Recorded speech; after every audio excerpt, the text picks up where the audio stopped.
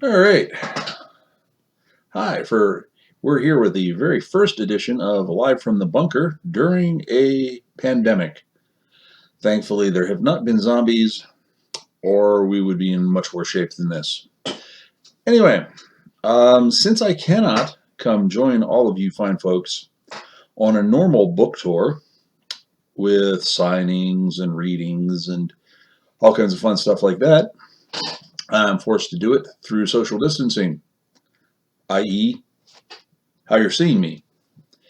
So, I'm going to do a reading tonight from my new novel that will be officially out on Tuesday, Cult of the Gator God. It came out a little early on Kindle because Amazon does that to you. I think they think it's funny. You give them a date and they go, how about days earlier? But be that as it may, so you can run out, and if you have a Kindle and you like Kindle, you can get it on Kindle now. Isn't that cool? Before it's even out. Wow. So it's out but out. It's an existential book at the moment. But anyway, let's get to the important question.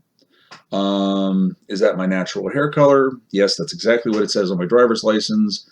Mom used to take vacations at Bikini Atoll. Everybody told her not to, but some people just don't listen.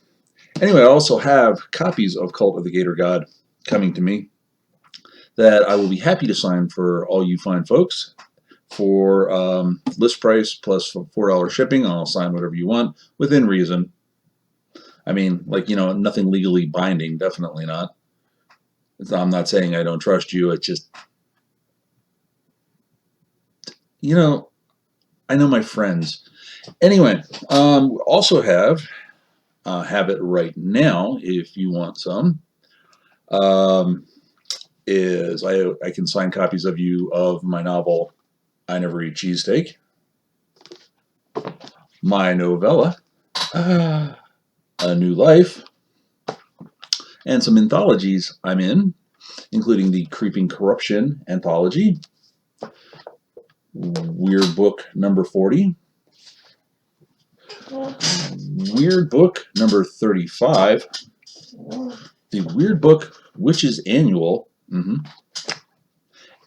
very awesome Kids of the Black Hole anthology, and I also take photos, and I have a photo or so in this, The Finger, from 2018.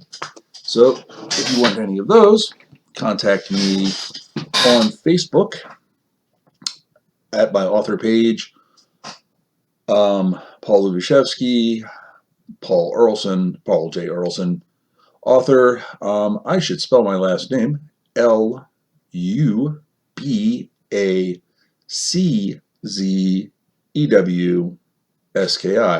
And you can also find me on Twitter at Paul Lubaczewski.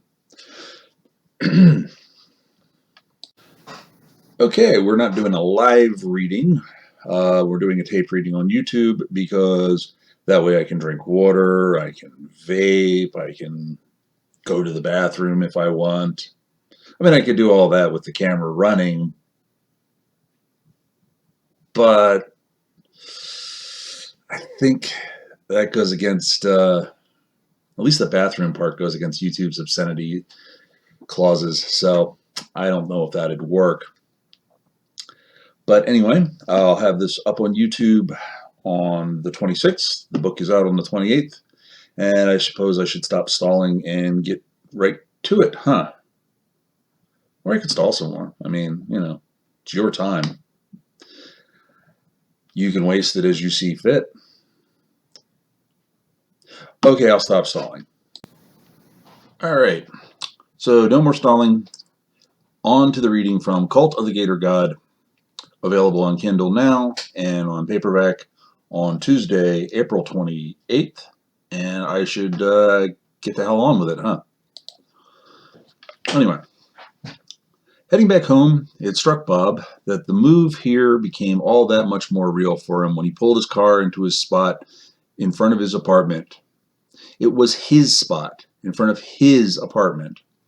For better or for worse, this was home now, with its mold pollen-covered staircase, with the mystery litter he was only noticing now on the landing in front. Home. He was now a resident of Florida. No, it wasn't home. It was just a place he lived for the moment, just like his dorm room had been in college. Mentally, he wanted to stick with that. It was just the place he lived. Maybe that opinion could change one day, but until it did, this was a box he made money to pay for solely for the purpose of housing his stuff until he could move it somewhere else. Home is somewhere that feels like your sanctum, somewhere you run to in times of stress. It was more than the location of your things. It wasn't If it wasn't, you could call a storage facility home and just sleep there. Of course, what you do for a bathroom was sure to be gross if you did. But there was nothing he could do about it now. He'd been leaned on hard enough, he'd accepted a temporary transfer to hold down the fort. Bob resided here now. He had to make the most of it. So rather than whine, he took his groceries inside. He'd have pizza delivered, eat, and after that, well, for one, he'd heard that with all the chemicals in the air, the sunsets were spectacular. So hopefully, viewing one would make him, if not happy, at least content for a while, especially after he got a couple of beers in him. They barbecue smoked the pizza. These people were clearly animals. Despite his disgust, he'd also been hungry, so Bob ate a few slices out of desperation. It was an edible substance, it just wasn't really pizza. With a beer or two to wash it down, it left him pleasantly full, and now he knew better. There had to be pizza from there somewhere, just not the place he called tonight. No harm, no foul overall, even if he did think they should be legally required to warn people that they smoked the pizza, and even if his first instinct had been to storm the place with flaming torches and pitchforks. The pizza joint had only been spared when Bob had realized that he had neither torches nor pitchforks and would have to purchase them. Bob was still bound and determined to enjoy this place, so looking out the window and seeing the shadows lengthen, he decided if he couldn't really enjoy his dinner, he could enjoy a famous Florida sunset. Bob took the other set of steps that led behind the apartment building, walking down to the scruffy grass fighting for its life on the sandy soil. There was a pond out there as well, which should provide a nice contrast to the orange and purple sky, giving the setting sun something to reflect off of. He figured he'd take a few shots with his phone and send them to coworkers and friends up north. Bob knew at least half a dozen people who had dreamed of living in Florida since they had gone to Epcot when they were 12, so even if he himself wasn't happy yet, he still had the option to create jealousy in others, which was its own kind of happiness. Looking out across the pond, he had to admit the skies was beautiful. The various shades warred with each other for dominance, temporarily leaving the light blue of the day to sink slowly below the horizon in a riot of pinks and oranges as the dark blue began to replace it. He noticed that he shared the view with an old man who was walking his little dog. Bob was no expert on dogs, so he would have to describe this one as about the size of a healthy rat, but looking more pitiful and pathetic. The old man himself was staring out at the same vista, his dog wandering around on a little retractable lead, looking for a place to do his business. "You look new here," the old man said, not turning, serenely staring out over the pond. "That obvious, huh?" "Oh, don't worry about it," the man said with a chuckle. "Nobody's from here. I'm from Ohio myself. But you're still sweating, and you don't have a tan, and you aren't wearing sandals, and I live right over there, so I'd have noticed you before now. Just moved in today, Bob Carey. Lived here for 3 years now, Ted Billings. You like it here?" "Good enough. I get arthritis in the winter, so..." The two men lapsed into silence, just taking in the view. The air was already starting to cool down a bit. It wasn't getting chill, Bob suspected it would never do that, but it was becoming bearable. He had to admit, it almost felt nice right here and right now. Him and Ted, and then the sunset by the pond, the sounds of Ted's little dog snuffling around to get all the latest doggy news in the form of pee stains from earlier canine visitors drifting up from around their feet. It was peaceful. A sound that Bob hadn't noticed at first seemed to bring Ted back to the moment. Now that Bob heard it too, it sounded to him almost like a cross between a duck quacking and the almost silent meeping of a kitten. What in the hell is that? He asked, his eyebrows raised. The older man was already scooping up his dog. Come on, Mr. Wrinkles, that's our cue. Ted turned to Bob and said, That, my young friend, is a baby alligator. You're running inside over a baby alligator? How big can it even be? Fun fact about alligators, Bob. The animals are known for this, in fact. A very, very maternal animal is your mother alligator. And there we go. There's a reading from Cult of the Gator God, available on Kindle right now and available everywhere, and I do mean everywhere, on the 28th. You can hit me up to order a signed copy of that when I have them, and until then, if you feel like getting a signed copy of something else, you can hit me up for that.